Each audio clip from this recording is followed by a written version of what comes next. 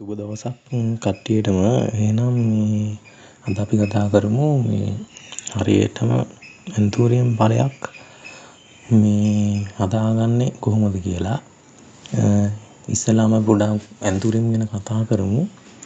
Anthurium කියන්නේ උණුසුම් තෙතමනය වැඩි දේශගුණයට හොඳින් හැඩගැසෙන විසිතුරු මල් වර්ගයක්. ශ්‍රී ලංකාවේ බටහිර වයඹ සහ මධ්‍යම පළාත්වල ඒ කියන්නේ අර තෙතමනය වැඩි පළාත්වල ඒක වාණිජ වශයෙන් ගොඩක් මේ වගා කරනවා. ඊට පස්සේ තව ඒකට අදාළ පරිසර තත්ත්ව ගත්තාම උෂ්ණත්වය තියෙන්න ඕන සෙල්සියස් අංශක 20ක් 30ක් අතර 80ක් සෙවන සහ ඉහළ ආර්ද්‍රතාවයක් තියෙන්න ඕන. හොඳින් ජලය බැස යන කාබනික අන්තර්ගතයේ වැඩි පස් මිශ්‍රණයක් මේ තියෙන්න ඕන. අපි ඒක පැලේ හදද්දී මොනවද ගන්න කියලා බලමු. සාමාන්‍ය pH එක තියෙන්න ඕන ආයේ 5.5ත් 6.5ත් අතර වගේ.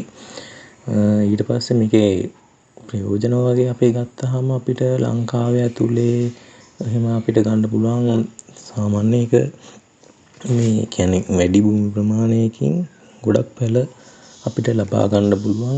ඒ කියන්නේ ඒක සාමාන්‍ය ආදාය මාර්ගයක් විදිහට අපිට ඒක යොදා ගන්න පුළුවන්. සාමාන්‍ය ගෘහ අලංකරණයට ගන්න පුළුවන්. ඒ කියන්නේ ඒකෙන් ඒ කියන්නේ තව අපනයනය කරන්න පුළුවන් අපිට ඇන්තූරියම් හදලා. මොකද විදේශ රටවල ගොඩක් ඉල්ලුමක් තියෙනවා ඇන්තූරියම් වලට. ඒ වගේම මේ අපිට ඒක පහසුවෙන් ප්‍රචාරණය කර ගන්න පුළුවන්. ඒ කියන්නේ මේ වෙජිටේටිව් විදිහට ඒ කියන්නේ මේ අර අලිංගික ප්‍රචාරණය මගින් අපිට ඒක ප්‍රචාරණය කරගන්න පුළුවන්. තව ගත්තාම මේ ලංකාවේ හොඳ විභවයක් තියෙනවා. ඒ කියන්නේ වෙළඳපොළක් තියෙන ඇන්තූරියම් වලට ගොඩක් කාන්තාවන් සාමාන්‍ය ඇන්තූරියම් වගාවට කැමතියි. මේ එතකොට සාමාන්‍ය අපිට ඇන්තූරියම් වගාවක් වගේ කරනවා නම් මේ හොඳ ආදායමක් වගේ ලබා ගන්න පුළුවන්. ඒකෙන් මේ දැන් අපි ඊළඟට බලමු කොහොමද හරියට ඇන්තූරියම් පැලයක් රෝපණය කරගන්නේ කියලා. මෙතෙන්දී අපි ඉස්සලාම් බලමු ඇන්තූරියම් වගාව සඳහා මොනවද අවශ්‍ය වෙන්නේ කියලා. ඉස්සලාම් මම මෙතන යොදාගෙන තියෙනවා කුඩා කැබලි වලට කපාගත්ත පොල් එලි. මේවා දින 2ක් 3ක් පමණ ජලයේ හොඳින් පොඟවලා තියෙන්නේ. ආයේ මම යොදාගෙන තියෙනවා ටිකක් විශාල වශයෙන් කපාගත්ත පොල් එලි කැබලි.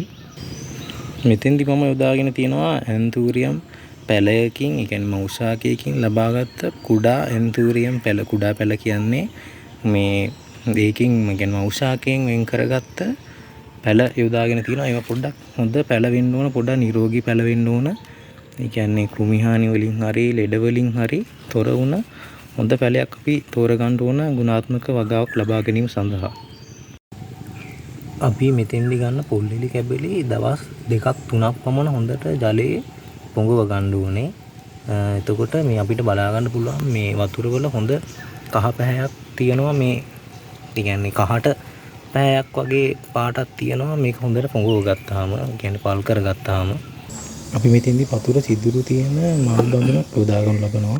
අපි මෙතෙන්දි පළමුව මේ මල් ඇන්තූරියම් බඳුනේ පතුලට විශාල ප්‍රමාණයේ පොල් කැබලි වලින් කිහිපයක් තබා ගන්නවා. මේ එහෙම විශාල ප්‍රමාණයේ පොල් එලි කැබලි භාවිතා කරන්නේ ඇන්තූරියම් පැල වලට අවශ්‍ය වාතය හොඳින් ලබා දෙන්න ඕන හින්දා මේ විදිහට අපි මේවා රඳව ගන්න පුළුවන්.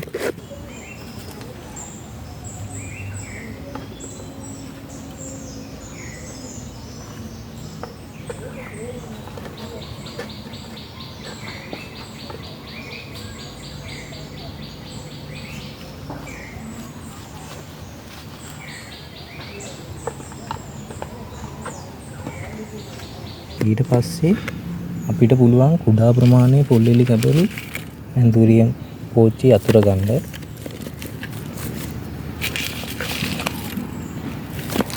මෙහෙම හොඳට ඇන්තූරියම් පැලයකට අවශ්‍ය පොල් එලි අපිට අතුර ගන්න පුළුවන්.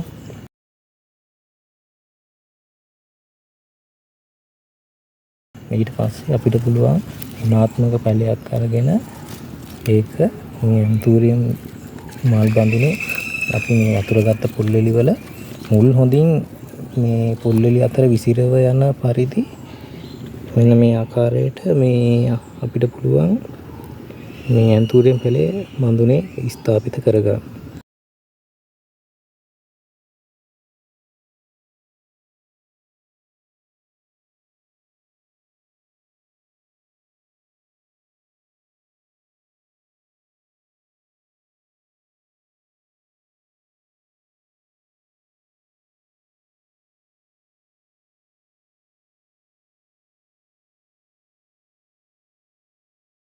අපි හදාගත්ත ඇන්තූරියම් පැලය මෙතෙන්දී අපිට මේක සාමාන්‍යයෙන් සම්පූර්ණයෙන්ම නැතුව සාමාන්‍යයෙන් මේකේ සම්පූර්ණ මට්ටමට වඩා මදක් පහළට වෙන විදිහට පොල්ලෙලි අතුර ගන්න පුළුවන්. මේදී අපේ ඇන්තූරියම් වගාවට කිසිම පොහොර හෝ පස්මාද්‍යයක් භාවිතා නොකරන නිසා හොඳ ගුණාත්මක අස්වැන්නක් ලබා ගැනීම සඳහා අපි පොහොර යෙදීමක් සිදු කළ යුතුය. එවිට අපිට ගුණාත්මක මල් අස්වැන්නක් ලබා ගත හැකිය.